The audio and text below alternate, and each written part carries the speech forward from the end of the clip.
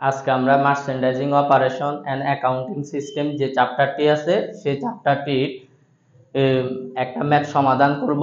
তো ম্যাথটি বিবি honours accounting department 2017 সালে আসছে। এখানে আমাদের এই অধ্যায় মূলত হচ্ছে জার্নাল করতে বলে। তো এই জার্নালটা দুইটা পদ্ধতিতে করতে বলে, একটা হচ্ছে পিরিয়ডিক ইনভেন্টরি সিস্টেম আর একটা হচ্ছে পারপেচুয়াল ইনভেন্টরি সিস্টেম। তো পিরিয়ডিক ইনভেন্টরি সিস্টেম এটা হচ্ছে কালান্তিক মজুদ পদ্ধতি।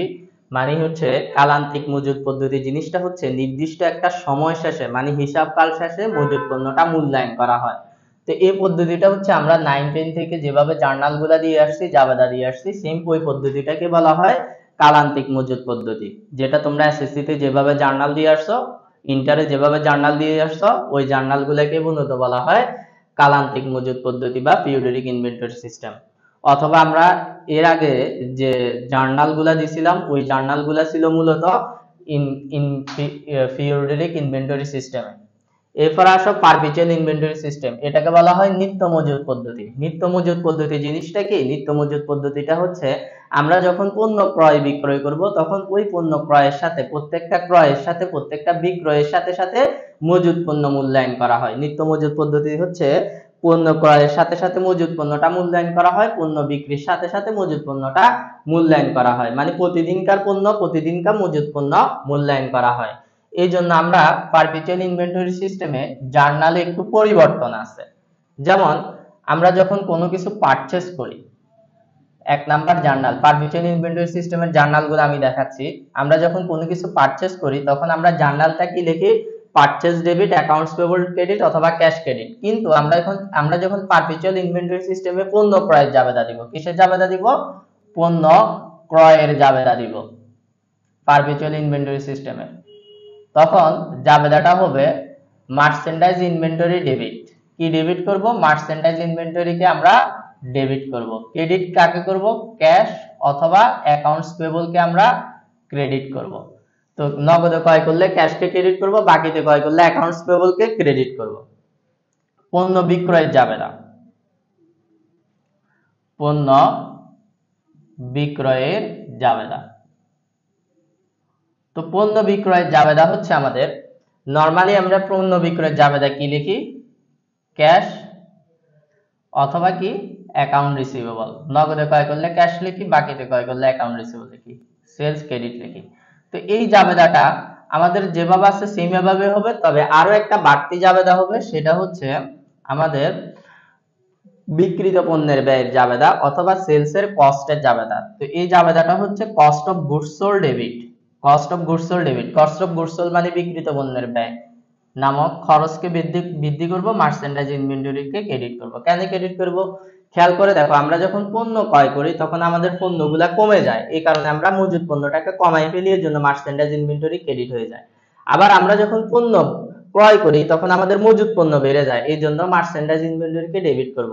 তো সহজভাবে আমি আবার বলতেছি, নরমালি আমরা পণ্য ক্রয় করলে জাবেদাতে পারচেজ ডেবিট লিখি, আর আমরা যখন পারপেচুয়াল ইনভেন্টরি সিস্টেমে জাবেদা করব তখন আমরা পারচেজটাকে মার্চেন্ডাইজ ইনভেন্টরি নাম দিয়ে লিখবো। মোট কথা হচ্ছে পারপেচুয়াল ইনভেন্টরি সিস্টেমে কখনো ক্রয় কথাটাকে ক্রয় হিসেবে লেখা যাবে না, ক্রয়টাকে মার্চেন্ডাইজ ইনভেন্টরি হিসেবে লিখতে হবে।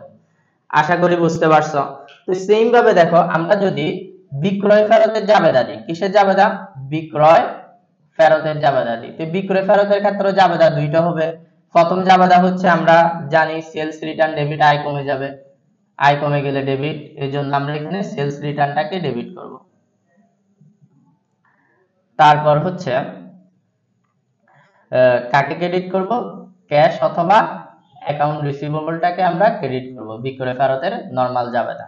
এছাড়া আমাদেরকে আরেকটা বাড়তি জাবেদা দিতে হবে, সেটা হচ্ছে আমরা এই যে যখন পণ্য ক্রয় করছি বিক্রি করছিলাম তখন আমরা বিক্রিত পণ্যের ব্যয়টাকে ডেবিট করছি, মজুদ পণ্যটাকে ক্রেডিট করছি। এখন বিক্রিত পণ্য যেহেতু আমাদের কাছে আবার ফেরত আসছে, আমাদের মজুদ পণ্য বেড়ে যাবে, বিক্রিত পণ্যের ব্যয়টা কমে যাবে। এই জন্য সেলস রিটার্নের ক্ষেত্রে কস্টের জাবেদা হবে merchandise inventory debit, cost of goods sold credit. তো এই জার্নালগুলা তোমরা আপাতত মনে রাখবা। আরেকটা জার্নাল আছে আমাদের, যেটা হচ্ছে বাট্টা সহ পণ্য পাওনাদারের কাছ থেকে টাকা আদায়, পাওনাদারকে টাকা পরিশোধ। বাট্টা সহ পাওনাদারকে টাকা পরিশোধ, মানে প্রদেয় হিসাবকে টাকা পরিশোধের যাবে না। তো দেখো আমরা যদি প্রদেয় হিসাবকে কোনো টাকা পরিশোধ করি বাট্টা সহ, মানে বাট্টা প্রাপ্তি সহ, তখন আমরা জাবেদাটা কি লিখি? আমরা জাবেদাটা লিখি হচ্ছে অ্যাকাউন্টস পেবল ডেবিট, মানে প্রদেয় হিসাব ডেবিট। আর এখানে আমরা যেহেতু বাট্টা পাচ্ছি, এই বাট্টা আমাদের জন্য আয়, তো এটা কি নাম দিয়ে লিখি? আমরা পারচেজ ডিসকাউন্ট নাম দিয়ে লিখতাম ক্রেডিট ক্যাশে। তো পারচেজ রিলেটেড যা কিছু আছে সবকিছু কি নাম দিয়ে লিখতে হবে? মার্চেন্ডাইজ ইনভেন্টরি নাম দিয়ে লিখতে হবে। এই জন্য এখানে ক্রেডিট পাশে বসবে মার্চেন্ডাইজ ইনভেন্টরি ক্রেডিট। আর যেহেতু ক্যাশ টাকা দিচ্ছি, ক্যাশ ক্রেডিট হবে। তাহলে আবার বোঝাচ্ছি, বাট্টা সহ পাওনাদারকে যদি টাকা পরিশোধ করি, মানে বাট্টা প্রাপ্তি সহ পাওনাদারকে টাকা পরিশোধ করলে এখানে আমাদের এই যে বাট্টা বিষয়টা আছে, এই বাট্টা হচ্ছে আমাদের ক্রয় বাট্টা। তো এই ক্রয় বাট্টাটা কি হওয়ার কথা ছিল? এটা যেহেতু প্রাপ্ত বাট্টা, এটা ক্রেডিট হওয়ার কথা ছিল। কিন্তু আমরা যখন পারপিচুয়াল ইনভেন্টরি সিস্টেমে জাবেদা লিখবো, তখন ক্রয়কে ক্রয় নামে লেখা যাবে না, ক্রয়কে সবসময় কি নামে লিখতে হবে? মার্চেন্ডাইজ ইনভেন্টরি নামে লিখতে হবে। এই জন্য আমরা পারচেজ ডিসকাউন্টের পরিবর্তে কি লিখবো? ক্রেডিট পাশে মার্চেন্ডাইজ ইনভেন্টরি লিখবো। তা আশা করি বুঝতে পারছো। তো এই যে রুলস গুলা বললাম, এই যে রুলস বা নিয়মগুলা, এই নিয়মগুলা যারা মনে রাখতে পারবা তারা পারপিচুয়াল ইনভেন্টরি সিস্টেমের সকল জার্নাল করতে পারবা। এছাড়া ফিউডারিক ইনভেন্টরি সিস্টেম যে সিস্টেমটা ছিল, এই সিস্টেমের জার্নালগুলো আমরা নরমাল নিয়মে হবে, আগে যেভাবে দিছি সেম এখানে একই পদ্ধতিতে হবে, এখানে কোনো পরিবর্তন হবে না। তা আমরা এখানে এখন আমরা একটা ম্যাথ সমাধান করব। তো এখন যে ম্যাথটি সমাধান করব সেটি বিবি অনার্স অ্যাকাউন্টিং ডিপার্টমেন্ট 2017 সালে আসছে। তো দেখো এখানে আমাদের কি করতে বলছে? Journalise the transaction using perpetual inventory system, মানে নিত্য মজুদ পদ্ধতিতে জাবেদাগুলা দিতে বলছে। তো আমাদের এখানে ফার্স্টে বলা আছে the Masud Motors uses a perpetual inventory system on June 1, 2016। New car inventory of taka 2,88,000, মানে 2016 সালের জুনের 1 তারিখে কারের মজুদ পণ্য হচ্ছে 2,68,000 টাকা। এ মডেল 4 কার্স, টাকা 30,000 পার কার। এ মডেলের 4টা কার আছে, মানে এখানে যে 2,68,000 টাকা আছে তার মধ্যে এই মডেলের 4টা কার আছে, প্রতিটা কারের মূল্য হচ্ছে 30,000 টাকা করে। বি মডেলের 3টা কার আছে, প্রতিটা কারের মূল্য হচ্ছে 32,000 টাকা করে পার কার। এন্ড সি মডেলের 2টা কার আছে, প্রতিটা কারের মূল্য হচ্ছে 36,000 টাকা করে পার কার। During June, the following purchase and sales were made on account, মানে এখানে বলছে on account মানে হচ্ছে বাকি, on account মানে কি? বাকি। আমাদের এই নিচে যে লেনদেনগুলো আছে সকল ক্রয় বিক্রয়ের লেনদেনগুলো বাকিতে সংগঠিত হয়েছে, সেটাও উপরে বলে দিছে। কিভাবে বলছে দেখো, following purchase and sales, following মানে হচ্ছে পরবর্তী যে লেনদেনগুলো আছে, সেলস আর পারচেজের এগুলার কথা বলছে। তো সেলস আর পারচেজের যে লেনদেনগুলো আছে সবগুলা ওয়ার মেড অন অ্যাকাউন্ট, মানে সবগুলা বাকিতে সংগঠিত হয়েছে। তার মানে এখানে যত সেলস পারচেজ আছে সবগুলা বাকিতে ক্রয় বিক্রয় হয়েছে। তা আমরা প্রথমে জুনের 5 তারিখের জার্নালটা দিব। তো এখানে আমরা লিখব জুন 5। তো জুনের 5 তারিখের যে জার্নালটা আছে সেটার লেনদেনটাতে বলা আছে পারচেজ 3 এ কার ফর টাকা 30,000 ইচ, মানে এখানে বলা হয়েছে আমরা এই মডেলের 3টি কার ক্রয় করছি, প্রতিটি কার কত টাকা করে ক্রয় করা হয়েছে? 30,000 টাকা করে ক্রয় করা হয়েছে। তো আমরা যেহেতু এখন পণ্য ক্রয় করছি, এটা কিসে ক্রয় করছি? বাকিতে ক্রয় করছি। কিভাবে? কারণ ফার্স্ট বলে দিয়েছে সকল লেনদেন বাকিতে ক্রয় করা হয়েছে।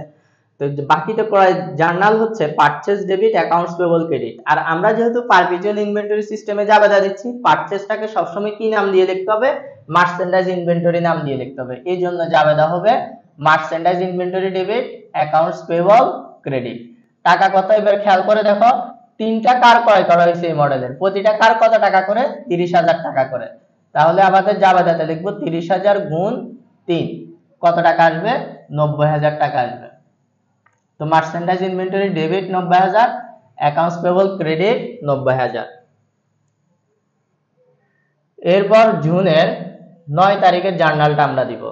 তো 9 তারিখে বলা আছে দেখো, sold to a car for টাকা 36,400 ইচ। বলা হয়েছে এই মডেলের 2টি কার বিক্রি করছি, প্রতিটা কার 36,400 টাকা করে। তো দেখো পারপিচুয়াল ইনভেন্টরি সিস্টেমে সবসময় সেলস এর জন্য জার্নাল হবে 2টা। প্রথম জার্নাল যেহেতু আমরা বাকিতে বিক্রি করছি, তো বাকিতে বিক্রি করলে অ্যাকাউন্ট রিসিভেবল নামক সম্পদ বৃদ্ধি পাবে, সেলস নামক আয় বৃদ্ধি পাবে। মানে অ্যাকাউন্ট রিসিভেবল মানে দেনাদার, দেনাদার নামক সম্পদ বৃদ্ধি পাবে, বিক্রয় নামক আয় বৃদ্ধি পাবে। এখন 2টি মডেলের কার বিক্রি করছি, কত টাকা করে 36,000, মানে এই মডেলের দুটি কার বিক্রি করছি, প্রতিটা কার 36,400 টাকা করে। তাহলে আমরা টাকা কিভাবে বের করব? এই যে 36,400 এটাকে কত দ্বারা গুণ করব? 2 দ্বারা গুণ করব। তো 2 দ্বারা যদি আমরা গুণ করি, এখানে আমাদের টাকা আসবে হচ্ছে 72,800 টাকা। তো account receivable debit 72,800, sales credit 72,800। আমরা পারপেচুয়াল ইনভেন্টরি সিস্টেমে সেলস এর জন্য জাবেদা সবসময় কয়টা দিব? দুইটা দিব। একটা হচ্ছে সেলস এর জাবেদা, আর একটা হচ্ছে সেলস এর কস্টের জাবেদা, মানে বিক্রিত পণ্যের ব্যয়ের জাবেদা। তো বিক্রিত পণ্যের ব্যয়ের জাবেদা হচ্ছে cost of goods sold debit, সংক্ষেপে সিজিএস লিখছি, মার্চেন্ডাইজ ইনভেন্টরি ক্রেডিট। এখন খেয়াল করে দেখো, আমরা কোন মডেলের কার বিক্রি করছিলাম 9 তারিখে? এ মডেলের কার বিক্রি করছিলাম। আর এই মডেলের কারগুলো আমরা ক্রয় করছিলাম কত টাকা করে? 30,000 টাকা করে ক্রয় করছিলাম। তাহলে একটা কার 30,000 টাকা করে ক্রয় করছি, দুইটা কারের ক্রয় মূল্য হবে 60,000 টাকা। এই জন্য 30,000 গুণ 2, 60,000 টাকা হবে। মানে যে মডেলের কারগুলা বিক্রি করছিলাম, এই মডেলের কারগুলা কিনছিলাম হচ্ছে 30,000 টাকা করে। আর বিক্রিত পণ্যের ব্যয় বলা হয় যে পণ্যগুলা বিক্রি করছি, এই পণ্যগুলার ক্রয় মূল্যটাকে বলা হয় বিক্রিত পণ্যের ব্যয়। তো কস্ট অফ গুডস সোল্ড হচ্ছে 30,000 টাকা গুণ 2, 60,000 টাকা। এরপর আমরা দিব হচ্ছে জুনের 11 তারিখের জার্নালটা দিব। দেখো, জুনের 11 তারিখ আমাদের বলা হয়েছে পারচেজ 2C কার ফর টাকা 36 ইচ। বলা হয়েছে আমরা দুইটা সি মডেলের কার ক্রয় করছি, প্রতিটা কত টাকা করে? 36,000 টাকা করে। তাহলে আবার বাকিতে কয় জাবেদা দিব। তো জাবেদা নরমাল হওয়ার কথা ছিল purchase debit, accounts payable credit. আমরা যেহেতু পারপেচুয়াল ইনভেন্টরি সিস্টেমে জাবেদা দিচ্ছি, পারচেজের পরিবর্তে কাকে ডেবিট করতে হবে? মার্চেন্ডাইজ ইনভেন্টরিকে ডেবিট করতে হবে, আর বাকিতে ক্রয় করার কারণে অ্যাকাউন্টস পেয়েবল নামক দায় বৃদ্ধি পাবে। এখন আমরা কয়টা কার ক্রয় করছি? দুইটা কার ক্রয় করছি, প্রতিটা কার কত টাকা করে? 36,000 টাকা করে। তো এখানে লিখবো 36,000 গুণ 2। তো 36,000 গুণ 2 দিলে টাকাটা আসবে হচ্ছে 72,000 টাকা। তো আমরা এখানে 72,000 টাকা লিখবো, দুই পাশে 72,000 টাকা। মার্চেন্ডাইজ ইনভেন্টরি ডেবিট 72,000 টাকা, অ্যাকাউন্টস পেয়েবল ক্রেডিট 72,000 টাকা। এরপর আমরা জুনের 14 তারিখে জাবেদা দিব। তো 14 তারিখ বলা হয়েছে সোল্ড 1 এ কার ফর টাকা 37,000। আমাদের এখানে বলা হয়েছে এই মডেলের একটা কার বিক্রি করছি 37,000 টাকা দিয়ে। তো সেলস এর জাবেদা দুইটা হবে, প্রথম হচ্ছে বিক্রয় জাবেদা, বিক্রয় জাবেদা হচ্ছে বাকিতে বিক্রি করা হয়েছে, এই জন্য অ্যাকাউন্ট রিসিভেবল নামক সম্পদ বৃদ্ধি পাবে, সেলস নামক আয় বৃদ্ধি পাবে। তো অ্যাকাউন্ট রিসিভেবল কে ডেবিট করলাম, কত টাকা বিক্রি করা হয়েছে? 37,000 টাকা। এই জন্য অ্যাকাউন্ট রিসিভেবল ডেবিট 37,000 টাকা, সেলস ক্রেডিট 37,000 টাকা। এটার সাথে একটা কস্টের জাবেদা দিতে হবে আমাদের। তো কস্টের জাবেদা হচ্ছে cost of goods sold debit, merchandise inventory credit. Cost of goods sold মানে সিজিএস ডেবিট। তো দেখো কোন মডেলের কার বিক্রি করছিলাম আমরা 14 তারিখে? এই মডেলের কার বিক্রি করছিলাম। আর এই মডেলের কারগুলা ক্রয় করছিলাম কত টাকা করে? 30,000 টাকা করে। তো যেহেতু একটা কার বিক্রি করছি, একটা কারের ক্রয় মূল্য বসবে কস্ট অফ গুডস সোল্ড এর মধ্যে 30,000, cost of goods sold debit 30,000, merchandise inventory credit 30,000। তা আশা করি জুনের 14 তারিখের জার্নাল পর্যন্ত তোমরা সবাই বুঝতে পারছো। এখন আমরা জুনের 20 তারিখের জার্নালটা দিব।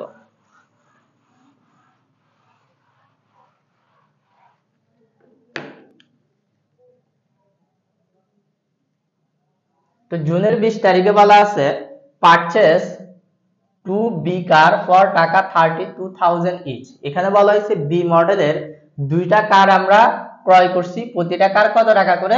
32,000 টাকা করে।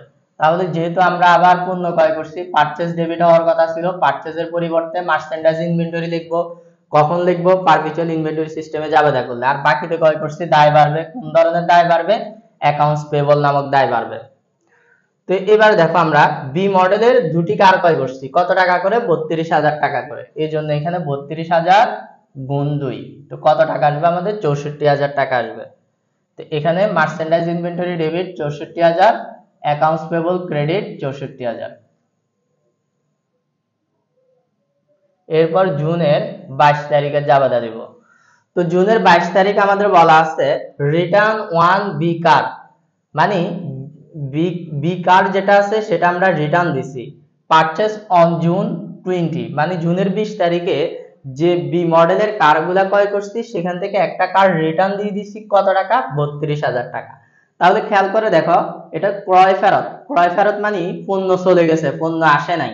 তাহলে এখন আমরা সাধারণত এমনি জুনের 20 তারিখে যে পণ্য ক্রয় করছি সেটা জাবেদা কি দিচ্ছি, merchandise inventory debit, accounts payable credit. আর এখন নরমালি কি জাবেদা হওয়ার কথা ছিল, এখন অ্যাকাউন্টস পেবল ডেবিট হওয়ার কথা ছিল, পারচেজ রিটার্ন ক্রেডিট হওয়ার কথা ছিল। তো যেহেতু এখানে আমরা পারচেজ নামে কখনো লিখবো না, কি নামে লিখবো, মার্চেন্ডাইজ ইনভেন্টরি নামে লিখবো, এই জন্য ক্রেডিট পাশে মার্চেন্ডাইজ ইনভেন্টরি হবে। তুমি এমনি নরমালি খেয়াল করো, যেহেতু আমরা মজুদ পণ্য ভিত্তিক হিসাব করতেছি, আমরা পণ্য ক্রয় করছিলাম, আমাদের মজুদ পণ্য বেড়ে গেছে, এখন ফেরত দিচ্ছি, মজুদ পণ্য কমে যাবে। আবার যেহেতু ফেরত দিচ্ছি, আমাদের বাকিতে ক্রয় করছিলাম পূর্বে, এই জন্য দায়ও কমে যাবে। কোন ধরনের দায় কমে যাবে, অ্যাকাউন্টস পেবল নামক দায় কমে যাবে, মার্চেন্ডাইজ ইনভেন্টরি নামক সম্পদ কমে যাবে। তো সবসময় মনে রাখবা, পারপিচুয়াল ইনভেন্টরি সিস্টেমে পারচেজ রিটার্নের জাবেদা হবে পারচেজের জাবেদাটার উল্টাটা, এই জন্য এখানে যেটা লিখছিস তার উল্টাটা হবে পারচেজ রিটার্নের জাবেদা। তো একটা কার ফেরত দিছি, কয়টা কার ফেরত দিছি, বি মডেলের একটা কার, কত টাকা, 32,000 টাকা। তো আমরা এখানে accounts payable debit 32,000, merchandise inventory credit 32,000 টাকা লিখবো। এরপর জুনের 24 তারিখে জাবেদা দিব। তো জুনের 24 তারিখ বলা হয়েছে সোল্ড 3C কার ফর টাকা 48,000 ইচ, মানে সি মডেলের তিনটা কার আমরা বিক্রি করছি 48,000 টাকা করে, প্রতিটি কত টাকা করে, 48,000 টাকা করে। তো সেলস এর জাবেদা দুইটা হবে, প্রথম জাবেদা account receivable debit sales credit, যেহেতু আমরা বাকিতে বিক্রি করছি, প্রথম লাইনে বলা ছিল সবগুলা বাকিতে, এখন কয়টা কার বিক্রি করছি, তিনটা কার বিক্রি করছি, প্রতিটা কত টাকা করে, 48,000 টাকা করে, এই জন্য এখানে 48,000 গুণ 3। 48,000 কে যদি আমরা 3 দিয়ে গুণ করি, এটা আসবে 1,44,000 টাকা। তো অ্যাকাউন্ট রিসিভেবল ডেবিট 1,44,000 টাকা, সেলস ক্রেডিট 1,44,000 টাকা। তা আমরা সেম ভাবে সেলস এর জন্য সবসময় দুইটা জাবেদা হবে, একটা বিক্রির জাবেদা, আবার আরেকটা হচ্ছে বিক্রিত পণ্যের ব্যয়ের জাবেদা। তো কস্টের জাবেদাটা হবে সিজিএস ডেবিট, মানে cost of goods sold debit, merchandise inventory credit. তো দেখো কোন মডেলের কার আমরা বিক্রি করছি জুনের 24 তারিখে, সি মডেলের কার বিক্রি করছি। তো সি মডেলের কারগুলার কস্ট কত টাকা লেখা আছে, আমরা পারচেজ করছিলাম সি মডেলের কারগুলা 36,000 টাকা করে পারচেজ করছিলাম। তাহলে একটা কার যদি 36,000 টাকা করে ক্রয় করি, তিনটা কার বিক্রি করছি, তিনটা কারের কস্ট কত টাকা হবে, 36,000 গুণ 3। তো 36,000 কে যদি আমরা 3 দিয়ে গুণ করি, এটা আসবে 1,08,000 টাকা।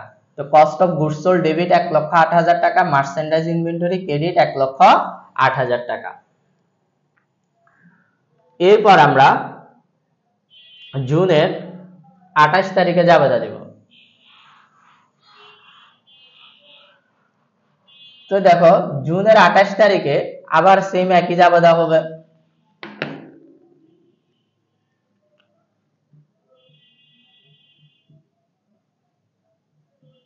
জুনের 28 তারিখে বলা হয়েছে সোল্ড 1 বি কার ফর টাকা 42,000, মানে বি মডেলের একটা কার বিক্রি করছি 42,000 টাকা দিয়ে। তো প্রথম জাবেদা হবে বাকিতে বিক্রির জাবেদা, account receivable debit sales credit, কয় টাকার বিক্রি করছি, এক টাকার, 42,000।